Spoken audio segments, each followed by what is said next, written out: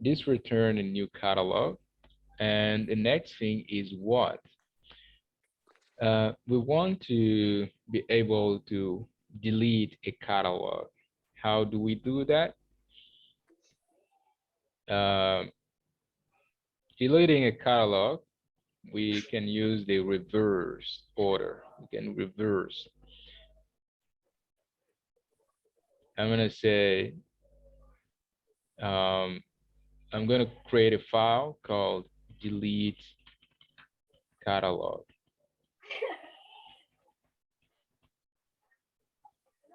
So the delete catalog will take up the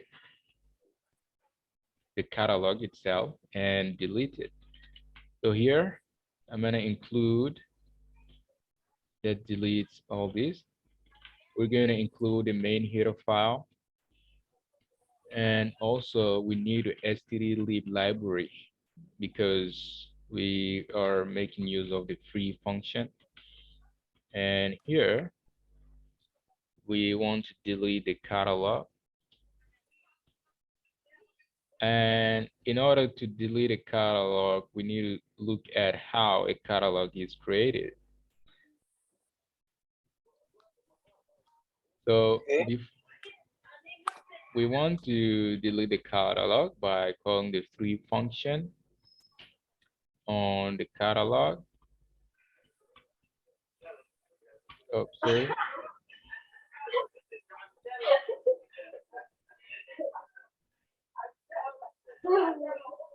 So free, I want to say, so we have list inside the catalog. So we first have to delete the list from the catalog. Then after we can, then we can delete the catalog itself. I'm gonna start declaring an unsigned. Okay. Long. Is that because if we delete the catalog first, that means that our products are still somewhere in memory and they're still taking up space, right? Yeah, they're still taking the space, so we've lost the reference to these Yeah, memory exactly. locations. So now deleting and creating, they are kind of they mirror each other. The Yeah, it's one. reversed. So here we define an I variable. A tips would be whenever I create a struct, I create a function for creating the struct, and I create another function for deleting the struct. And okay, so we have this, and now we can say for I lesser than. Wait, can you go back to that part where you said deleting a struct and creating a struct? Yes, I say one tips I use is whenever I create a struct, Uh-huh. I always try to create a function for creating the struct and another function that knows how to delete the struct. Okay, So, okay, got you. so the more the struct get complicated or complex, the more the code needs to clean up the memory gets complex. So we don't want to have a spaghetti code where we have the code to free the struct everywhere and we might forget something. So that's why we need to have a function for creating and deleting. So we don't, whenever we need to free up the memory space, we only call the functions that knows how to do it. All right, got you. Now we have to delete the list. So how do we do that? We call, so for while I is lesser than the size of the catalog, um, to make things more readable, I'm gonna call this erase size. Okay, or just say I lesser than, we had a catalog, then the internal array size, then I plus plus. So here we need to get the items in the array or the list, I want to say. Okay, and then when we do the I is less than the parentheses, why are we putting the parentheses on the pointer to cat? Uh, this is because if you look at the parameters, Mhm. when It's you a double have pointer. yeah, it is a pointer to a pointer that points to a catalog. Uh, let's put it simple. If you pass in a pointer like that, Yes. so this is a pointer to a catalog, and in order to access a member field, you just take the name of the variable and you access it here like that. Okay. But now we've passed in the address of the pointer itself. So the address of the pointers is not the same as the value that the pointer is pointing to. So we need to do what is we call dereferencing. So we dereference in order to go back to the original value. So that's why we add a star sign. One star sign means that we're dereferencing. So if you Yeah. add a star sign, then this type became like catalog with a single star. If you add in another star sign, then you dereference back again. Okay. We plan to do a session on pointers, I think tomorrow, tomorrow Okay. at 50 p.m. And we're going to Yes. explain from start Yeah, that would how be great. pointers and variables, all these things work in a very simple way. Yeah, because the main issue that I think a lot of people are having with data structures in C and stuff is the confusion with pointers. Exactly. It is, Yeah. and the survey we made, I don't know if you've seen in the group, we Yeah, talked I went in about there too. what making you go crazy. Yeah, there's so many That references to pointers. exact. So here, we knows how to delete a product. We know how to delete a list of products. So we already have the function for that. We don't need to create it again. So we're just going to get access to the catalog like that, and the array of lists and the I. Then here we need to, let's say, pass in the address, Okay, okay, so we're passing the address of of the dereference structure. Am I correct? uh, yes, we're passing the address of the list we want to delete. This is what's happening here. Okay. Can we take a look at the delete products function really fast? So, Yes, I'm gonna click, oh, sorry.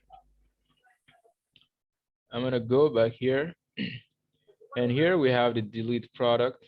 The delete product takes up a list and loop through the list and delete the content of the list. okay. And but here, the delete catalog, we know that inside a catalog there is an array of lists, and each of these lists has to be deleted, meaning that we need to delete the contents of those lists. So this is why we call the delete products on each of these array elements of the catalog.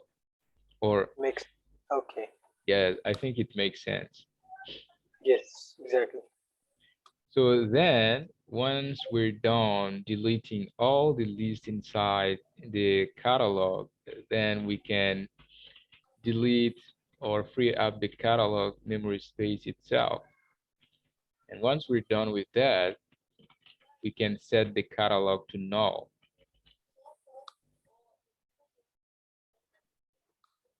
Okay.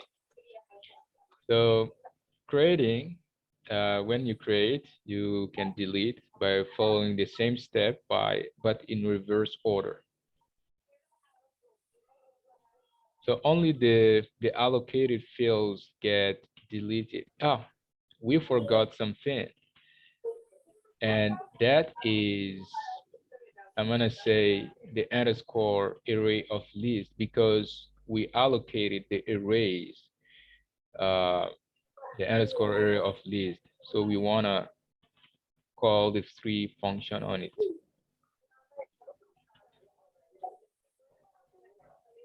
And I think that's it.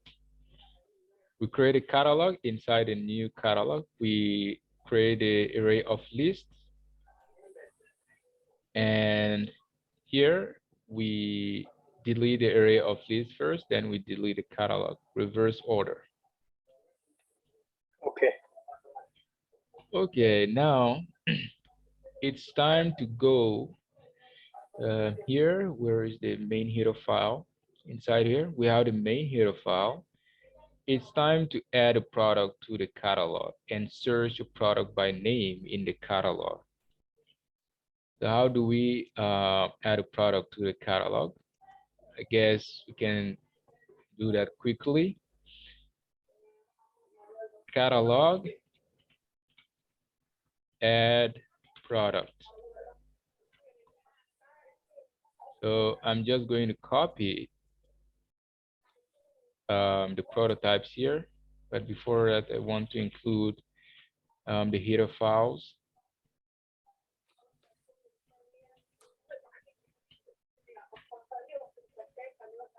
And I'm going to say void catalog.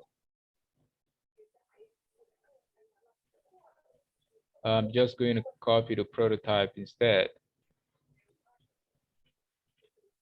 Okay. Yeah. So here we have the catalog. It's time to make use of our knowledge about the things on hash tables. I'm going to open the main.c file. We're going to follow the same step about adding product in the catalog, sorry. So the first thing is to compute the index of the element we want to add the product. No, the index of the list. So this is the internal way the catalog works. It is a hash table. So I'm gonna declare this thing called unsigned index, and I'm gonna call list index. No, unsigned long, then list index, So and we need to use the hash function first. we already created the hash function because we created the compute index function that takes up uh, it takes up uh, the key. In our case here, each product is identified by its name. So the product will be our key. The product's name will be our key. So to know the index, we'll just say list index is equal to compute index. Then we pass in the name, then the size of um, the the hash array. Uh, Not no, I want to say uh, the hash table. So we pass in the size of the hash table. This will return the index. So the index of the list, the new element is supposed to be added. So since we know the position of the list, we have to get the list. So I'm going to declare all the variables just to make these things more understandable. I'm going to call this parent list or target list.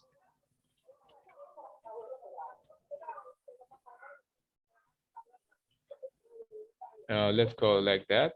target list, and this will be target list index. I think that makes sense. Okay. And then we're passing in a reference to the catalog, yeah? Exactly. We're passing the reference to the catalog. So this function called compute index will return the index, then the index will be the target list. Then we get the target list from the catalog. So that will be from the array of list. So target list index, like here. Now we have the target list. It's time to add the product. We already have the add product function for list. Um, we can add the code here, but it's not very clean. So we want to make use of the previous codes or the existing code. So this is why we separate these functions in different files. And yes, here we have add product, but we want to make use of the add or update product because hash tables works like, let's say, dictionaries. They're not. So we can update or add something in it. So we have the target table, the target list. Then it's time to add something to the target list.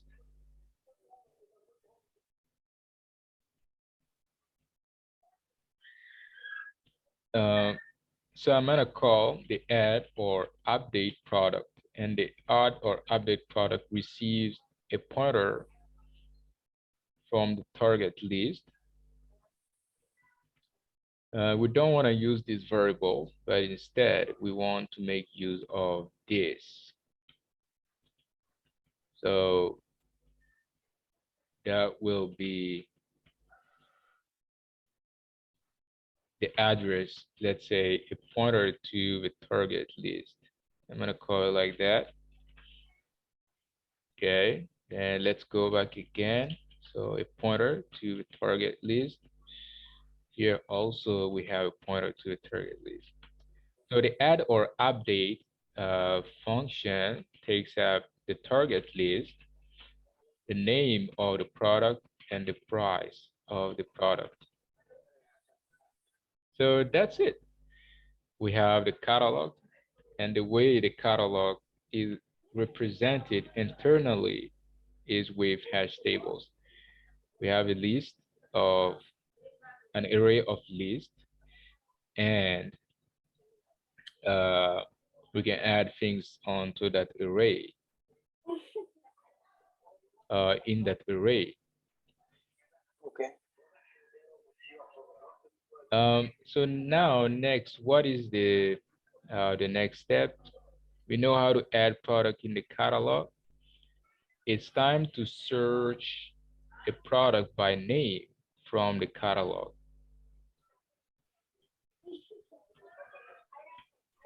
So how do we do that? It's almost the same, I can say. So catalog, um, add, no, search products by name. Then I'm going to include these same functions, the main header file, and what else? Um, just passing the prototypes here. So this receive the catalog and search a product inside the catalog. I think we can follow the same process. First, we get the index. So I'm gonna say unsigned long int target list index. I'm going to mute the mic just for the quality. Okay, I'm sorry. Okay. So here, then we have the target list, and we we have this thing called the target list this time. We don't want to modify anything. So this will be the target list instead of the pointer to a target list.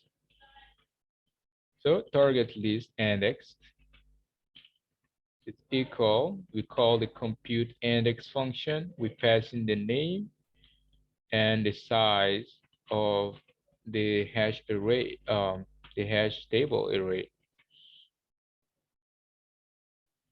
And now we have the target list. We pass in the array of list and target list index. We have the target list. We already have this function called search product by name. So we can search product by name from the list. So we pass in the target list, then we pass in the name of the product. And this function return the product if found. So now we return the product from here. So the first step is we find the target list index, then we get the list from the hash array list, the hash array. So the hash array is the array of list. And once we have the list, we now have to search for the product within this list. So this is why we call the search product by name. And this function works on list if we remember. Okay, so that's it. Uh, Now we don't need those things here, but something really bizarre happens. Now, what happens? How to display the content of a, the catalog, and how to display the content of the catalog. But let's first um, display the things here. Create a catalog, then the different ways to retrieve the elements in the catalog.